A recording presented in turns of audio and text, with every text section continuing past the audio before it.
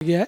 और जहाँ तक असदुद्दीन ओवैसी की बात है, असदुद्दीन ओवैसी ने इस पूरे मामले को लेकर अखिलेश यादव पर एक दबाव बनाने की कोशिश की थी। कांग्रेस पार्टी आरएलडी सब साथ मिलकर आए थे और तीनों सीटों पर जो है बीजेपी को हरा दिया था। तो यही कुछ करना पड़ेगा, क्योंकि अगर इस तरह से चुनाव लड़ेंगे तो कुछ हद तक बीजेपी। और आपने देखा होगा कि चंद्रशेखर आजाद जब भी उत्तर प्रदेश में कोई दलितों का मुद्दा छिड़ता है तो सबसे पहले उनकी लोकसभा चुनाव से पहले क्या वाकई में बहुजन समाज पार्टी की सुप्रीमो मायावती किसी राजनीतिक दल के साथ जुड़ना चाहेंगी, या फिर मायावती इंडिया ब्लॉक की तरफ जाती हुई नजर आएंगी, या फिर यूं कहा जाए कि एनडीए में वह शामिल होती हुई देखी जाएंगी? ये सवाल लगातार उठ रहे हैं जब से मायावती ने लगातार यहां पर तमाम बयान दिए हैं। और दूसरी ही तरफ यहां पर यह भी देखा गया है कि बीजेपी के समर्थन में कहीं ना कहीं वह बातें कहती हुई नजर आई हैं। और ऐसे में मायावती को लेकर कयास और अटकलें आज भी तेज हैं। अब आने वाले समय में यही देखना होगा कि मायावती लोकसभा चुनाव से पहले क्या कोई बड़ा खेल कर सकती हैं या नहीं। नमस्कार, मैं प्रांशी राठौर और आप देख रहे हैं नेक्स्ट 9 न्यूज। स्वागत है आपका हमारे खास प्रोग्राम 2024 का महासंग्राम में, जिसमें हम चर्चा करेंगे कि आखिरकार बहुजन समाज पार्टी की सुप्रीमो मायावती किस राजनीतिक दल से जुड़ना चाहेंगी या नहीं।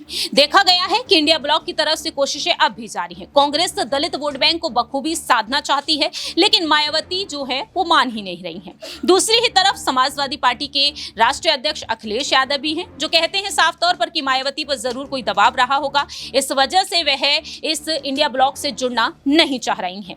इसके अलावा यह भी देखा गया है कि कई ऐसे राजनीतिक दल हैं जो कहीं ना कहीं ये कोशिश में जुटे हुए हैं कि बहुजन समाज पार्टी के साथ जुड़ जाएं। और ऐसे में आज जो बड़ी खबर निकलकर सामने आई वो ये भी है कि अब AIMIM कहीं ना कहीं कोशिशें कर रही है कि मायावती का साथ वह पाले, यानी कि असदुद्दीन ओवैसी कहीं ना कहीं मायावती का साथ पाना चाहते हैं। अब ये देखने वाली बात होगी कि BSP और AIMIM का गठबंधन हो सकता है या नहीं। सवाल यहाँ पर सबसे पहले लेना चाहेंगे हमारी सहयोगी अमन जी से कि आखिरकार वह क्या कुछ कहना चाहेंगे। क्या उत्तर प्रदेश की सियासत में वाकई में अब एक नया गठबंधन हमें देखने को मिल सकता है? जिस तरीके से यहाँ पर मायावती को लेकर तमाम कोशिशें की गई अखिलेश यादव की तरफ से, कांग्रेस की तरफ से, कैसे देख रहे हैं? क्या वाकई में असदुद्दीन ओवैसी का साथ पाती हुई यहाँ पर मायावती नजर आएंगी? क्या स्वीकार कर पाएंगे जिस तरीके से बार बार यहाँ पर प्रस्ताव मिल रहे हैं? देखिए, दोनों ही दलों की अगर बात करें प्रांशी, तो नजर ये आता है कि मायावती को लाख मनाने की कोशिश में जुटे हैं अखिलेश यादव, लेकिन वो जाना नहीं चाहती। वहीं ओवैसी हैं, वो ये कह रहे हैं कि भाई हम आपके साथ लड़ना चाहते हैं, लेकिन अखिलेश यादव उनको शामिल नहीं करना चाहते। तो दोनों तरफ का अगर मामला देखा जाए तो ऐसे में हो सकता है आने वाले दिनों के लिहाज से कि मायावती को भी पता है कि उनका वोट बैंक घटा है, कमज़ोर हुआ है। वो खुद भी एक राजनीति के तौर पर जिस तरह की उनका रसूख होता था 2007-8 के आसपास, उसमें काफ़ी हद तक गिरावट दर्ज की गई है। और ऐसे में क्या अकेले दम पर वो उत्तर प्रदेश में एक भी सीट जीतने की इस समय हैसियत में है? मेरे ख्याल से उनको भी नज़र आ रहा है कि शायद उनके अब ये काबू से बाहर की बात है। जो 12-13% के आसपास वोट बैंक उनके पास है, वो उनको लोकसभा सीट नहीं दिला सकता। ऐसे में वो संभावनाएं तलाश रही हैं, लेकिन बेहतर ये होगा कि ओवैसी से बेहतर विकल्प उनके लिए मेरे ख्याल सपा है, जिसके साथ अगर वो जाएंगे तो जो भी सीटें उनको मिलेंगी तो कम से कम श्योरिटी रहेगी कि कई सीटों पर उनकी पार्टी चुनाव जीत सकती है। हमने आंकड़ों पर कई बार देखा है जहाँ पर दोनों दलों के अगर वोट बैंक को मिला दिया जाए तो वहाँ पर बीजेपी की सीटें बहुत कमज़ोर नज़र आती है। आजमगढ़ का एग्जाम्पल आप ले सकते हैं, वहाँ पर अगर दोनों के वोट बैंक को आप मिला दें तो वहाँ पर बीजेपी का प्रत्याशी जीतने की स्थिति में नहीं आ सकता। तो ऐसे कई सारी सीटें, कई सारे ऐसे जगह हैं जहाँ पर अगर सपा और बसपा मिलकर चुनाव लड़ते हैं तो एक अच्छी कह सकते हैं कि वहाँ पर वोट बैंक उनकी तरफ आ सकता है, लेकिन ऐसा होता हुआ दिखाई नहीं पड़ रहा। इसीलिए मायावती अब ओवैसी की तरफ देख रहे हैं या फिर ओवैसी मायावती की तरफ देख रहे हैं, लेकिन दोनों भी अगर साथ आते हैं तो वो रिजल्ट उनको मेरे ख्याल से मिलेगा नहीं। जैसा कि हमने देखा है बारंबार कि ओवैसी भले ही कुछ मुस्लिम वोट काट सकते हैं, लेकिन वो इतने वोट लेकर नहीं आ सकते कि कोई भी लोकसभा सीट उत्तर प्रदेश के अंदर वो जीतने की इस समय कोई पोजीशन में हो। लेकिन यहाँ पर अगर सीटों के बंटवारे को लेकर बात कर ली जाए तो किस तरह से बंटवारा हो सकता है और कितनी सीटों पर यहाँ पर दोनों पार्टियों को फायदा मिल सकता है? देखिए, जाहिर सी बात है कि जो 17-18 आरक्षित सीटें हैं उनके ऊपर मायावती की निगाहें हमेशा से लगी हुई हैं। वहाँ पर तो वो चुनाव लड़ेंगी, लेकिन क्या उनका सपोर्ट ओवैसी की पार्टी कर सकती है? क्या ओवैसी ओवैसी इतने बड़े नेता हैं यूपी के अंदर कि वो अगर जाएंगे तो उससे फ़र्क पड़ेगा, क्योंकि अभी तक उनकी पार्टी को भी देखा जाए तो मुझे लगता है कि कोई बहुत बड़ी सफलता उत्तर प्रदेश के अंदर मिली नहीं है। तो ऐसे में ये कह देना कि सिर्फ ओवैसी के साथ आ जाने से लोकसभा सीटें उनके पास आ जाएंगी, मुझे लगता है कि ये जो है ख्वाबों की कह सकते हैं दुनिया में वो जी रही हैं, उनको उससे बाहर निकलना पड़ेगा। क्योंकि जिस तरह का इस समय बीजेपी ताकतवर नज़र आती है यूपी के अंदर, तो उसको अगर आपको हराना है तो मेरे ख्याल में एक साथ आना पड़ेगा। हमने देखा कि 2015-16 के आसपास जब उपचुनाव हुए तो उस वक्त भी कह सकते हैं सपा, बसपा, कांग्रेस पार्टी, आरएलडी सब साथ मिलकर आए थे और तीनों सीटों पर जो है बीजेपी को हरा दिया था। तो यही कुछ करना पड़ेगा, क्योंकि अगर इस तरह से चुनाव लड़ेंगे तो कुछ हद तक बीजेपी का मुकाबला कर सकते हैं, लेकिन अगर अकेले यहाँ सोच के लड़ेंगे चुनाव तो मुझे नहीं लगता कि कोई बहुत बड़ी सफलता यहाँ पे मिलने वाली है। और साथ में अगर ओवैसी का साथ भी लेकर मायावती अगर चुनाव में जाती हैं तो कोई उनको बहुत असर इसका नहीं मिलेगा। वाकई में फिलहाल देखा जाए अगर मायावती यहाँ पर असदुद्दीन ओवैसी का साथ भी पाती हैं तो उतना बड़ा फायदा तो उन्हें नहीं मिलेगा। लेकिन सवाल यहाँ पर ये भी उठते हैं कि जो मायावती लगातार यहाँ पर यही दावे कर रहे हैं कि किसी भी गठबंधन के साथ वह जुड़ना नहीं पसंद करेंगे, लेकिन क्या वो मायावती अपने फैसलों में बदलाव करते हुए आजाद समाज पार्टी को अपने साथ लाना चाहेंगी? सवाल यहाँ पर नेहा से लेना चाहेंगे कि आखिरकार यहाँ पर आजाद समाज पार्टी के राष्ट्रीय अध्यक्ष चंद्रशेखर आजाद जो तमाम कोशिशें करते हुए देखे जा रहे हैं, क्या वाकई में अगर प्रस्ताव यहाँ पर एक बार फिर से आता है, क्योंकि दलित वोट बैंक को साधने का काम तो आजाद भी कर रहे हैं, दलितों के मुद्दे को वह उठाते हुए देखे जा रहे हैं, ऐसे में मायावती आखिरकार चंद्रशेखर आजाद का साथ क्यों नहीं पाना चाहती हैं? देखिए, इस वक्त उत्तर प्रदेश की बात की जाए यहाँ पर प्रियांशी, तो ये कहा जा सकता है कि उत्तर प्रदेश में मायावती के बाद दलितों का सबसे बड़ा चेहरा इस वक्त चंद्रशेखर आजाद बने हुए हैं।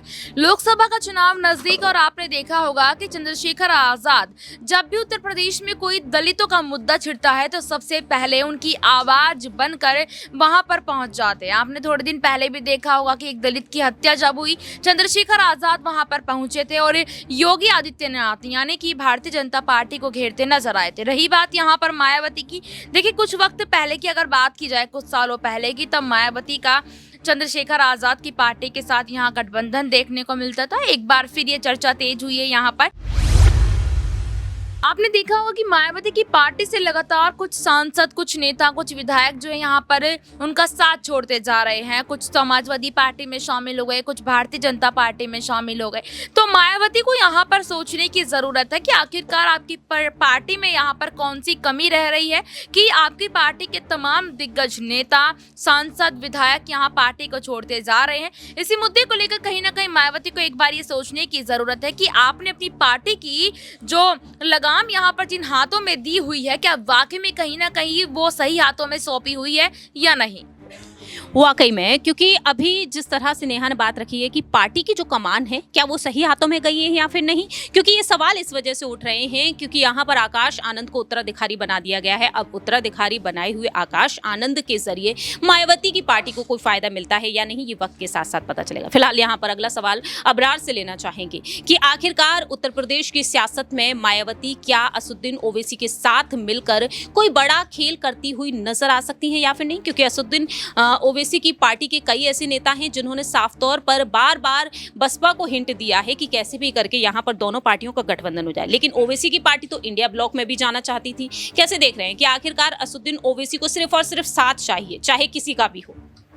देखिए, इस समय गठबंधन को लेकर के चर्चा करना या फिर गठबंधन को लेकर के रणनीति बनाना मूर्खता है, क्योंकि जब चुनाव आयोग इस पूरे मामले को लेकर अब मात्र तारीखों का ऐलान करना बचा रह गया है। और जहां तक असदुद्दीन ओवैसी की बात है, असदुद्दीन ओवैसी ने इस पूरे मामले को लेकर अखिलेश यादव पर एक दबाव बनाने की कोशिश की थी कि वो कम से कम 5-6 सीटें जो है वो एमआईएम को दे, लेकिन उसके बाद भी अखिलेश यादव ने इस पूरे मामले पर कान नहीं धरा और नहीं कोई उस तरीके का जवाब दिया, क्योंकि कोई भी अपनी उस बनी बनाई विरासत में किसी को हिस्सेदारी क्यों सौंपेगा। अगर अखिलेश यादव ओवैसी की पार्टी को गठबंधन में लेते हैं उत्तर प्रदेश में, तो अखिलेश यादव की तो राजनीति समाप्त हो जाएगी। अखिलेश यादव का मेन वोटर कौन है? अल्पसंख्यक है। अल्पसंख्यक उन्हें वोट करते हैं और यही वजह, आप आंकड़े उठा लीजिए, 2019 में 80% से ज़्यादा अल्पसंख्यकों ने उन्हें वोट किया है। उसके बावजूद भी वो भाजपा को हराने में सक्षम नहीं है। तो मुझे लगता है कि इस समय असदुद्दीन ओवैसी इस ताकत को समझ चुके हैं, इस ताकत को भांप चुके हैं कि अखिलेश यादव को इस तरीके से वो झुका सकते हैं, और यही वजह है कि उन्होंने इस पूरे पैंतरे को आजमाया। अब देखिए, जहाँ जहाँ असदुद्दीन ओवैसी की पार्टी अपने अपने प्रत्याशियों को उतारेगी, कुल मिलाकर 7 सीटों का अब तक ऐलान हुआ है, वो सीटों में इजाफा भी किया जा सकता है। जहाँ जहाँ पर पार्टी के संगठन के लोग इस पूरे मामले पर अपनी अपनी राय देंगे, और वहाँ पर अगर पार्टी का संगठन उतना मजबूत होगा तो और प्रत्याशियों की संख्या बढ़ाई जा सकती है। तो अगर 7 सीटों पर एमआईएम के कैंडिडेट उतारे जाते हैं तो आप मान कर चलिए कि एसपी का या फिर कांग्रेस का उम्मीदवार हारेगा ही हारेगा, क्योंकि वोटर्स जो है, भाजपा का वोटर्स सुरक्षित है, भाजपा को जो वोट करते हैं वो सुरक्षित वोटर है। और जहाँ तक जो है मुस्लिम वोट बैंक की बात करें या फिर दलित वोट बैंक की बात करें, तो मुस्लिम वोट बैंक भी कहीं ना कहीं एक तरफा जाता है। लेकिन असदुद्दीन ओवैसी ने जिस तरीके से संसद के भीतर या संसद के बाहर कई मुद्दों को लेकर के अपने समाज की बात उठाई है, इस पूरे मामले पर कहीं ना कहीं नौजवान तबका उनके साथ जुड़ा है, और इस बात को मानने में कोई गुरेज किसी को नहीं होना। अबरार, यहाँ पर सीटों को लेकर अगर बात कर ली जाए, दलित वोट बैंक को मायावती भी संभाल रही हैं, चंद्रशेखर आजाद भी संभाल रहे हैं, मुस्लिम वोट बैंक को अखिलेश यादव संभाल रहे हैं, ओवैसी भी संभाल रहे हैं। आखिरकार यहाँ पर किससे कितना भारी नुकसान होता हुआ नजर आ सकता है? ओवैसी मुस्लिम वोट बैंक को नहीं संभाल रहे हैं। उत्तर प्रदेश में या फिर देश भर में जहाँ पर भी सेकुलर पार्टियां हैं, उनके समर्थन में मुस्लिमों का वोट जाता है, और ये बात किसी से ढकी छिपी है नहीं। अब उत्तर प्रदेश का जो राजनीतिक समीकरण इस समय बन रहा है या पनप रहा है, उसको लेकर के यही कहा जा सकता है कि अखिलेश यादव या फिर कांग्रेस पार्टी अगर अल्पसंख्यकों के वोट के भरोसे बैठी हुई है तो फिर जीत उनको नहीं मिलने वाली है। क्योंकि अगर अखिलेश यादव ने या फिर अन्य तमाम दलों ने इस पूरे मामले को लेकर के गहन चिंतन मंथन नहीं किया, और जहाँ तक दलित वोट बैंक की बात है तो दलित हमेशा से मायावती के साथ ही रहा है। चंद्रशेखर रावण एक चेहरा ज़रूर है, लेकिन अगर समाज की बात चंद्रशेखर आज़ाद उठा रहे हैं तो इसका मतलब ये नहीं कि लोग उनको अपना नेता मान चुके हैं, तस्लीम कर चुके हैं। ऐसा बिल्कुल भी नहीं। चंद्रशेखर आज़ाद ने चुनाव भी तो लड़ा था, लेकिन उसकी पार्टी पूरी तरीके से समाप्ति की ओर चली गई। तो मुझे लगता है कि वोट जब करने मतदाता जाता है तो कई बातों को अपने जहन में रखता है कि क्या इसको वोट देने से, इनके प्रत्याशियों को जिताने से प्रदेश की राजनीति में एक आवाज़ जो है उनकी बन पाएगी, और क्या ये स्थिति बन पाएगी, ये देखने वाली बात है। तो मुझे लगता है कि अभी भी दलितों के वोट बैंकर कुल मिलाकर के अगर एकाधिकार किसी का है उत्तर प्रदेश में तो वो मायावती का है, और मायावती के प्रत्याशी जीते या ना जीते, लेकिन दलित वोट उन्हीं के जो है खाते में जाता है, उन्हीं के पाले में जाता है। भले ही कई राजनीतिक मजबूरियां होती है, जैसे कि आपने देखा कई नेताओं की मजबूरियां जब सामने आती है तो कैसे वो अपने पाले को बदलते हैं। तो वही राजनीतिक मजबूरियां क्या उनकी भी हो सकती है, क्योंकि इस तरीके के आरोप लगातार विपक्ष के कई बड़े चेहरों ने लगाए हैं। गाए बगाए इस पूरे मामले पर खुलकर बात नहीं करते लोग, लेकिन इसको कहीं ना कहीं कहा जाता है कि मायावती क्या जो है केंद्रीय एजेंसियों के दबाव की वजह से खामोशी चुप्पी जो है वो इख्तियार की हुई, इस तरीके की बातें चलती है।